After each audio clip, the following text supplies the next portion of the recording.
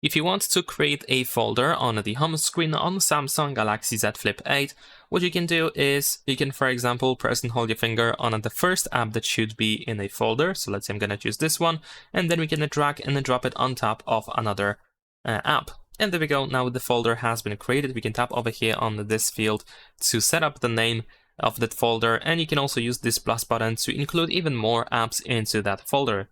And of course, you can keep adding more and more apps into the same folder if you just drag and drop them into that folder, just like that. There we go.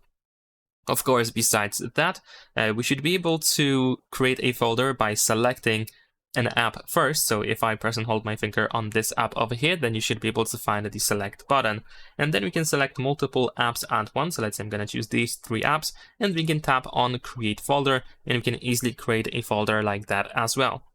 And that's pretty much it. Leave a like and subscribe.